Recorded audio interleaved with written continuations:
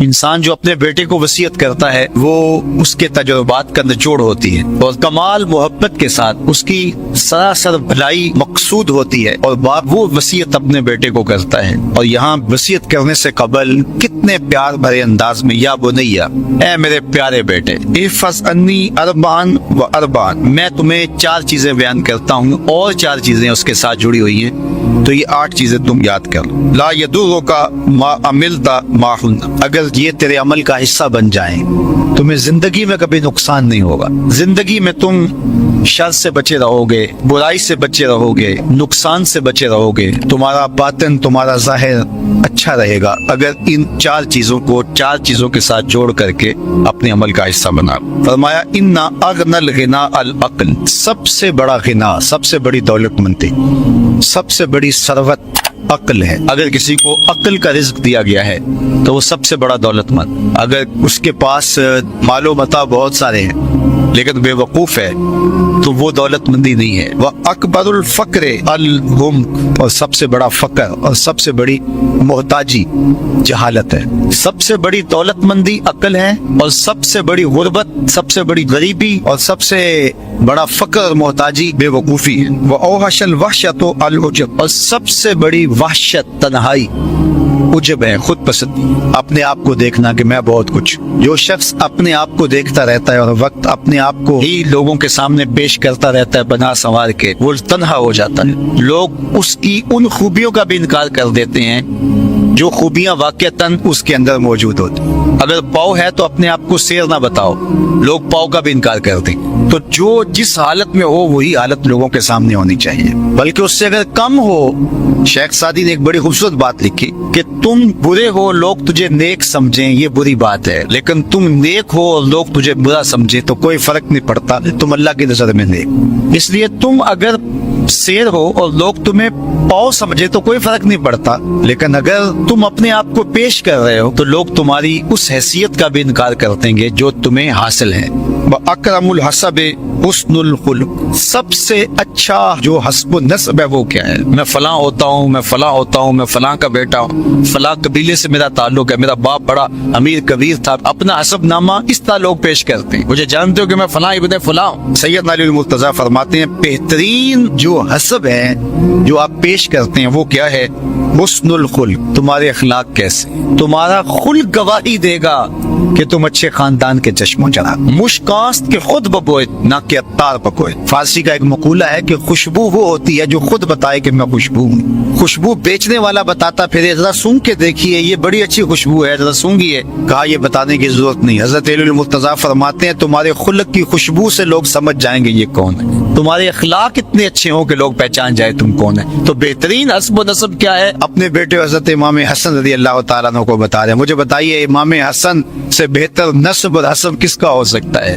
رسول اللہ کی بیٹی کے بیٹے، امام الاولیاء کے فرزند ہیں، رسول اللہ کے نواسے ہیں، بنو ہاشم کے چشم و چراغ ہیں۔ تو انہیں یہ نہیں کہا کہ تم یہ بتاتے پھرنا، بلکہ کہا کہ تمہارا خلق گواہی دے کہ میں محمد کا نواسا ہوں، تمہارے اخلاق گواہی دے کہ میں نے فاطمہ کا دودھ پیا، تمہارا کردار گواہی دے، تمہاری شجاعت گواہی دے کہ تم علی کے فرزند ارجمند ہو۔ اللہ اکبر۔ پھر حضرت علی المرتضیٰ رضی اللہ تعالیٰ عنہ ان چیزوں کو بیان کرنے کے بعد فرماتے ہیں یا بنیا، اے میرے بیٹے، ایاک والمصادقہ الاحمق، بے وقوف شخص کی دوستی سے ہمیشہ بچنا۔ فإنہ یرید ان ینفعک فیضرک، وہ دل سے چاہے کہ تمہیں نفع پہنچائے لیکن اپنی جہالت کی وجہ سے، اپنی بے وقوفی کی وجہ سے تمہیں نفع نہیں پہنچا سکے گا، تمہیں نقصان پہنچا دے گا۔ کہا جاتا ہے کہ بے وقوف دوست سے دانا دشمن اچھا ہے، تو وہ اسی قول کا مفہوم۔ آپ نے اپنے بیٹے حسن کو یہ نصیحت کی، یہ نصیحت پلے باندھتے، اور کبھی بھی جاہل اور بیوقوف سے دوستی رکھیں، اس سے رویہ اچھا رکھیں، سلوک اچھا کریں، اس کے لیے خیر کا ذریعہ بنے آپ۔ یہ مطلب نہیں کہ بے وقوف ہو آپ سلام بھی نہ کریں، لیکن دوستی اعتماد آپ اس پہ نہیں کر سکتے۔ وَإِيَّاكَ وَمُصَادِقَ الْبَخِيلِ، اور بخیل سے کبھی بھی دوستی نہ لگانا۔ فَإِنَّهُ يَبْعُدُ عَنْكَ أَحْوَجَ مَا تَكُونُ إِلَيْهِ، اس لیے کہ جب تجھے انتہائی ضرورت کا وقت آئے گا تو وہ تجھ سے دور ہٹ جائے گا، اور تو اس پہ توقع لگائے ہوئے ہوگا کہ میرا دوست ہے اور اوکھے ویلے میرے کام آئے گا، لیکن اوکھے ویلے وہ کام نہیں آئے گا۔ تو بخیل سے دوستی کا ربط نہیں رکھنا۔ وَإِيَّاكَ व मुसादका तल फाजिर, बदकार शख्स से कभी दोस्ती न, बुरे शख्स से कभी दोस्ती का रिश्ता न जोड़ना।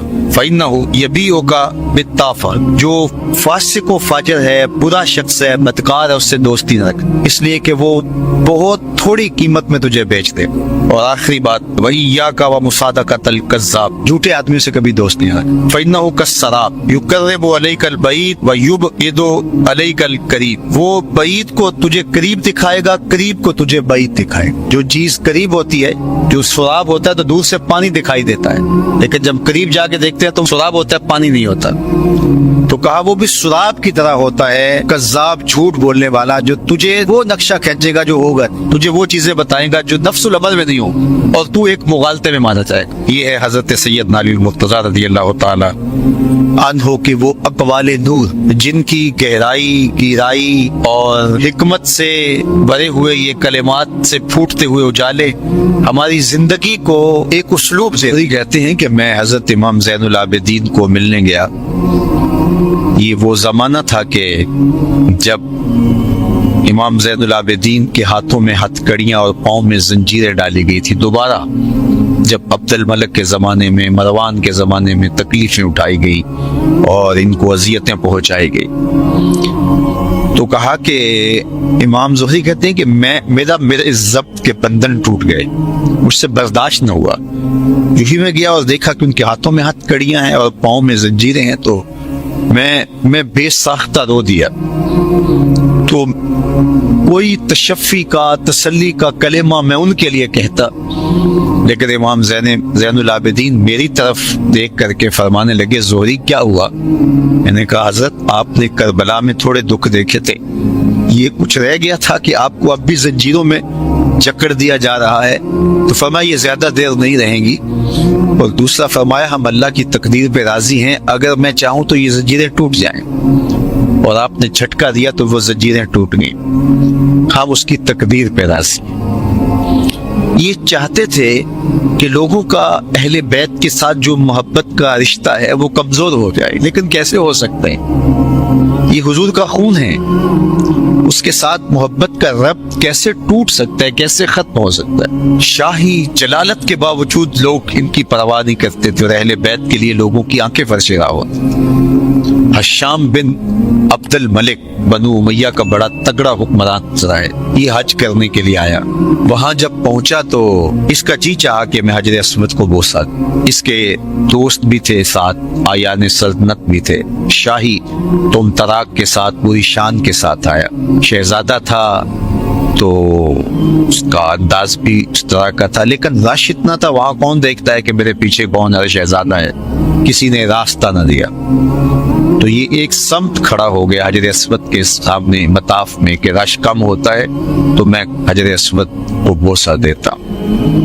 इतने में तवाफ करते करते इमाम ज़ैनुल आबिदीन भी हजर अस्वद के मुकाबले आए। और जो ही वो हजर अस्वद के मुकाबले आए तो उनकी रफ्तार थोड़ी सी मध्यम पड़ी, इस ख्याल के मैं हजर अस्वद को बोसा दूं, तो लोगों ने रास्ता छोड़ दिया।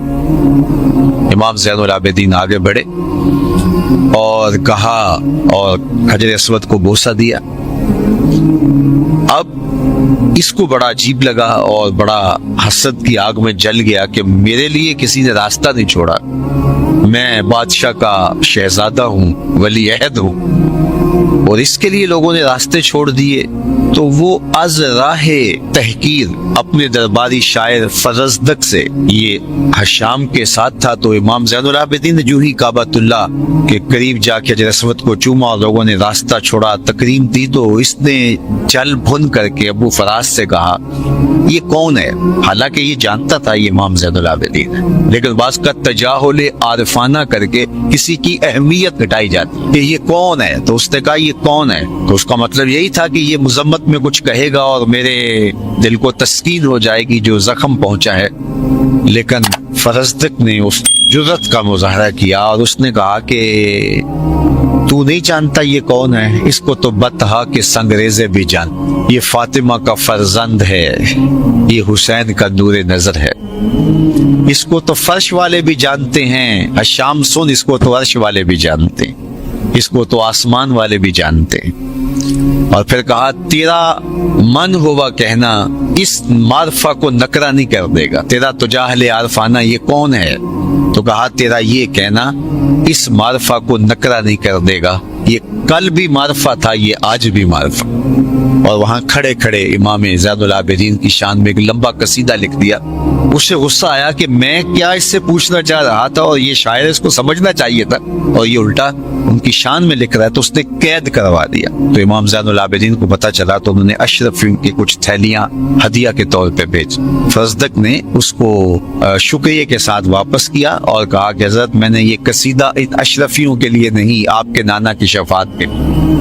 اللہ تعالیٰ آپ نے فرمایا کہ میں ہم جس کو دے دے واپس نہیں لیتے۔ تو یہ تھی پذیرائی، اور اس پذیرائی کو ختم کرنے کے لیے کوشش ہوتی رہی، لیکن یہ عزت اہل بیت کرام کو جو دی گئی ہے یہ حضور کی نسبت سے دی گئی ہے، یہ فرزند ہیں، خون ہیں رسول صلی اللہ علیہ وسلم۔ رسول اللہ صلی اللہ علیہ وسلم نے آخری حج کے موقع پر مخاطب کر کے اپنی امت سے کہا اذکرکم اللہ فی اہل بیتی، میں اپنے اہل بیت کے بارے میں تمہیں اللہ سے ڈراتا ہوں، تذکیر کرتا ہوں، نصیحت کرتا ہوں کہ میرے اہل بیت کے معاملے کے اندر تم